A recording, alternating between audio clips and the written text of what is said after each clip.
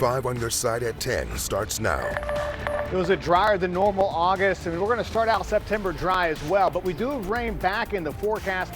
We'll detail out when storms are possible coming up. Tonight, a gathering of all walks of faith to pray for the victims of gun violence. We have to be vigilant in this matter as churches deal with a new harsh reality.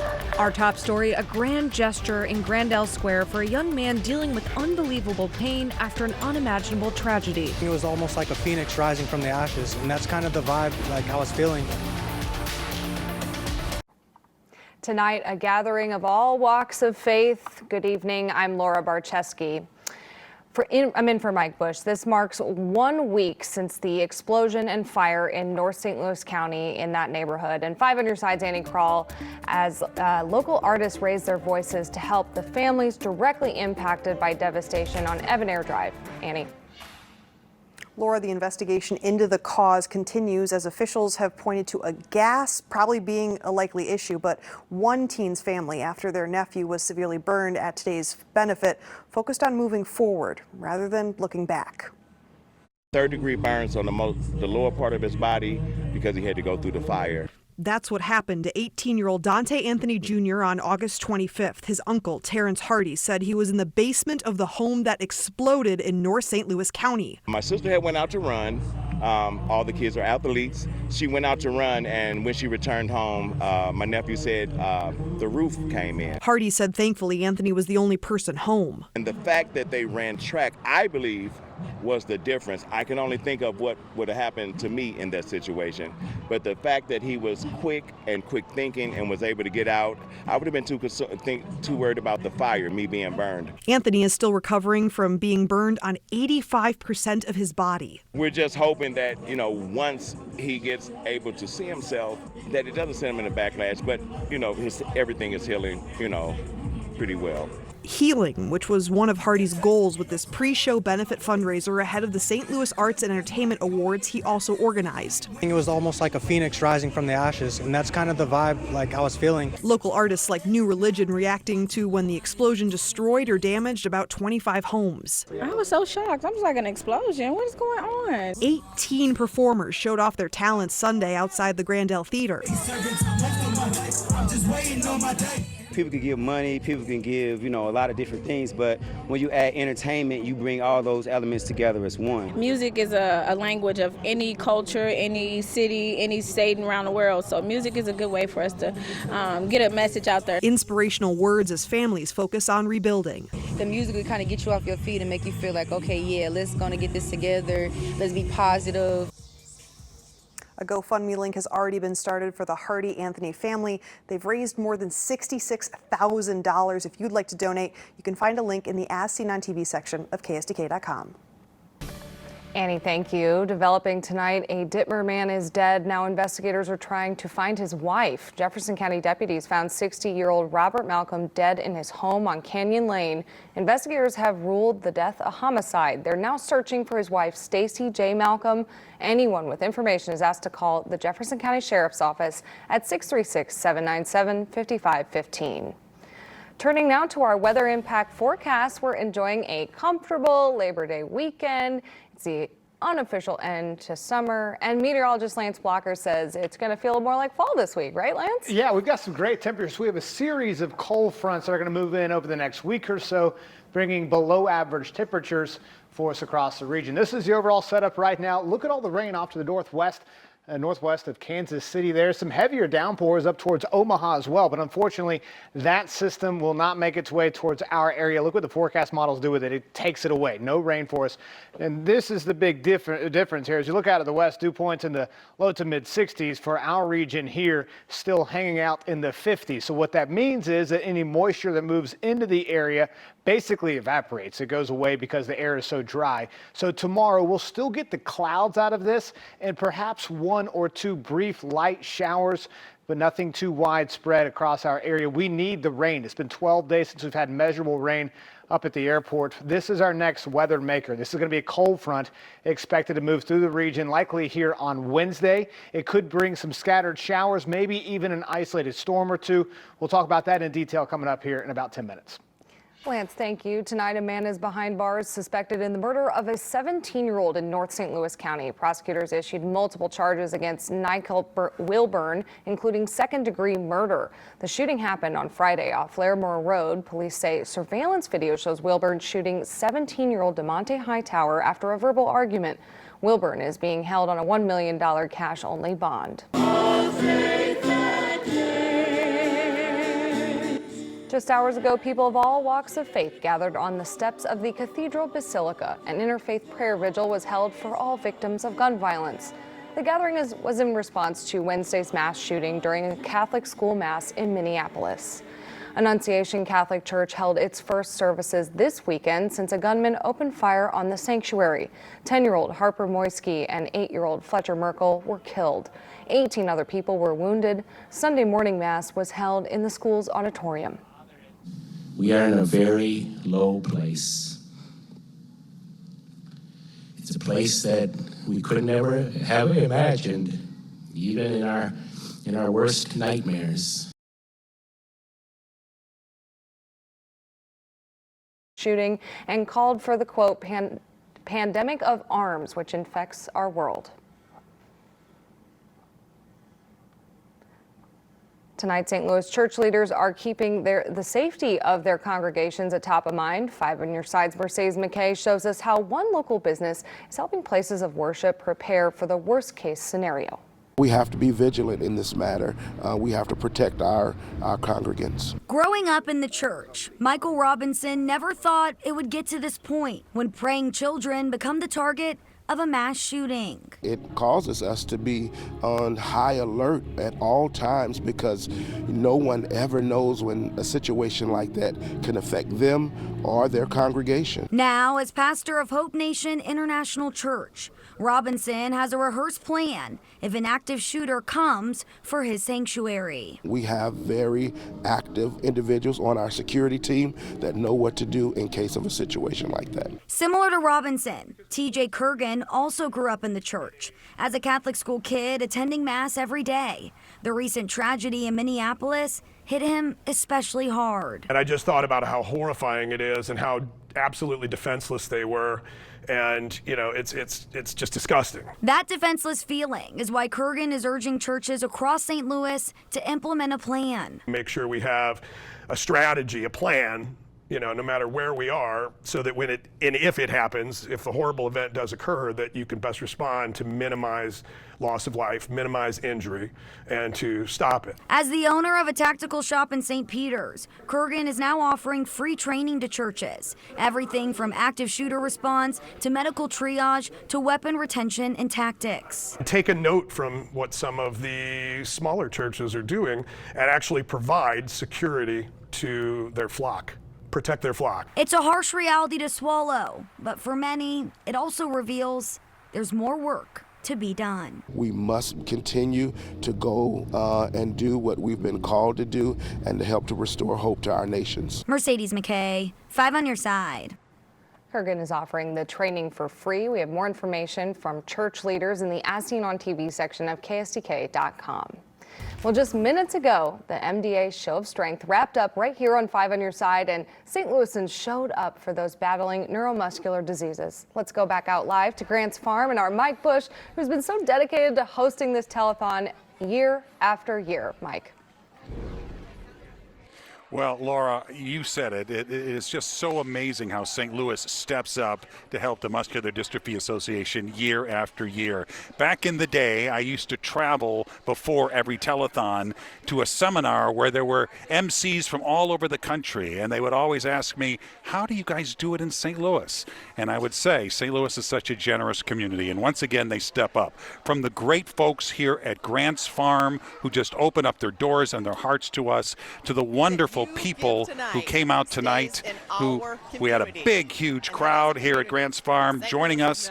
We raised money on our Star Wall, where you had a chance to be a star of the telethon. And, of course, we just are always amazed by how generous St. Louisans are. And once again, they stepped up this year. We were able to raise more than $100,000. You can see the tote, $139,594. And I'm going to tell you, Laura, that number is going to go up because there was a golf tournament that was held recently, and we don't have those numbers in, but that's usually a pretty big number. So we want to thank all of St. Louis who came out and supported MDA as they do year after year. Laura, back to you. What a great evening. Thanks so much, Mike. End of summer sales driving deals at car lots. It's kind of an old myth that, hey, cash is king, but in this instance, it really isn't. Tonight, the key in your pocket to pay below sticker price.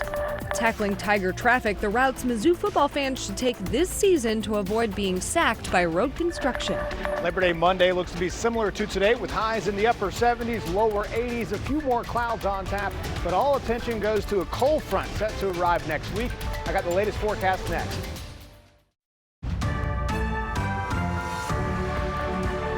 Striking Boeing workers are spending their Labor Day weekend on the picket line. They're now entering their 5th week on strike, demanding higher wages, better benefits, and a bigger bonus. Union officials say no progress was made last week during the latest round of talks. Both sides are expected back at the bargaining table this week. Tomorrow is Labor Day, a federal holiday honoring workers and the American labor movement. Both downtown Belleville and Granite City will hold their annual Labor Day parades beginning at 10 a.m. At noon, a Labor Day rally will be held at Shaw Park in Clayton. Labor Day weekend is a popular time to find bargains on big ticket items, including if you're looking for a new set of wheels. Tonight, Allison Gormley tells us what's the deal on car dealership lots. Color is the main reason Jen is out car shopping. I have a white car and I've never loved it, so I wanted either a blue or orange car. She decided to visit the lot Friday to check out Labor Day deals. Right now, they advertised a 1.9 finance rate, and I'm very interested in that. Financing is often an area where dealers have flexibility to discount. It's kind of an old myth that, hey, cash is king, but in this instance, it really isn't. So if you can qualify for like a low APR finance, they might be able to knock some more price off it for you. Ivan Drury with Edmund said outside of financing, it's worth considering cars going through a model year change. We're going from 2025 to 2026. So you might start to see that summer sell down component to it. But he said the top deal right now, electric vehicle leases. The September 30th is when the tax credit goes away. Therefore, automakers are doing a really big push to unload as many of these as possible, and they're using lease deals because it circumvents all those IRS rules. If it's been a while since you last shopped for a car, expect the discount landscape to look different. The average MSRP right around $50,000 for the entire industry. And typically, selling price is closer to $48,000. So, $2,000 on average. Not so bad. The last time we've seen $2,000 discounts was like pre-COVID, and vehicles were nearly $10,000 less. Your biggest bargaining tool will be your trade-in, so make sure you shop it around. That was Allison Gormley reporting. Another bargaining chip to consider: the number of days a car is sitting on a lot. If it's been there for more than 2 months, the dealer may be more likely to negotiate.